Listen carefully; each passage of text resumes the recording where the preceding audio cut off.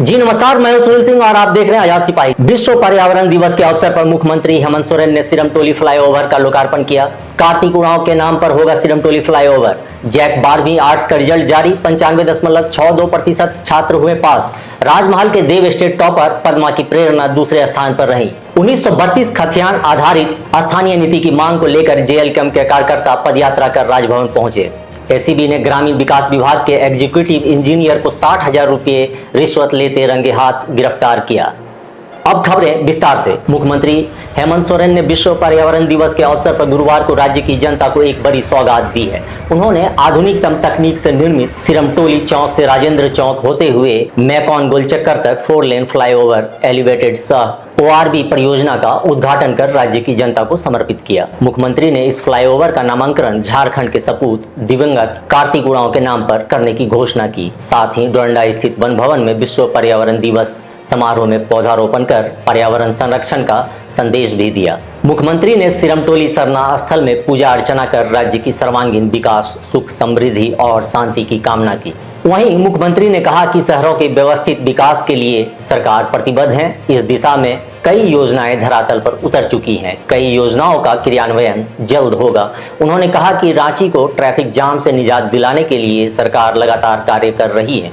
इस फ्लाईओवर के चालू होने से राजधानी वासियों को काफी हद तक ट्रैफिक जाम से निजात मिलेगी। इससे यातायात व्यवस्था सुगम होगा और परिवहन में समय के साथ ईंधन की बचत होगी।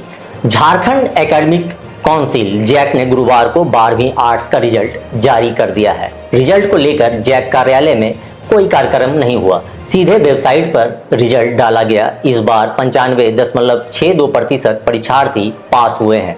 बता दें कि इंटर की परीक्षा 11 फरवरी से 4 मार्च के बीच परीक्षा आयोजित की गई थी।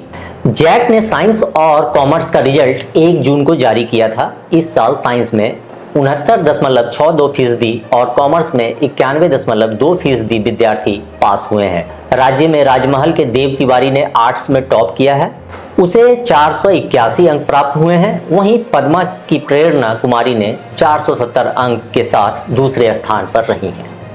1932 खतियान आधारित स्थानीय नीति की मांग फिर से तेज हो गई है। जेएलकेम के कार्यकर्ता 1932 खतियान आधारित स्थानीय नीति की मांग को लेकर गुरुवार को राजभवन पहुंचे।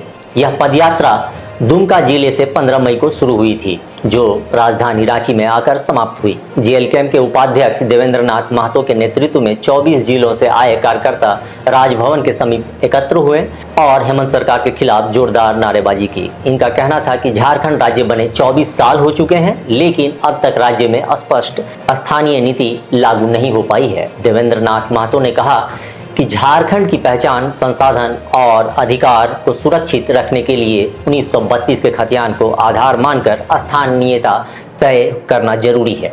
उन्होंने सरकार पर आदिवासियों और मूलवासियों के साथ छल करने का आरोप लगाया। कार्यकर्ताओं ने कहा कि यदि सरकार जल्द स्थानीय नीति लागू नहीं करती है तो राज्य भर में आंदोलन और तेज किया जाएगा। उन्होंने कहा कि जब तक झारखंडियों के अधिकार और पहचान सुनिश्चित नहीं किए जाते हैं तब तक संघर्ष जारी रहेगा। प्रदर्शन के दौरान सुरक्षा के व्यवस्था व्यापक इंतजाम किए गए थे।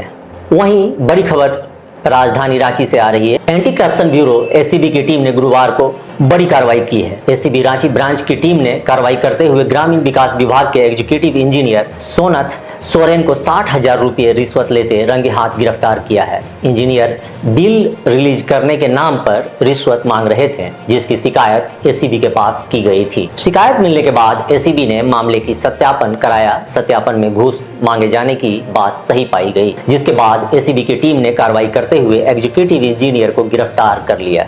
फिलहाल खबरों में इतना ही। आप बने रहिए हमारे साथ, देखते रहिए आजाद सिपाही। धन्यवाद।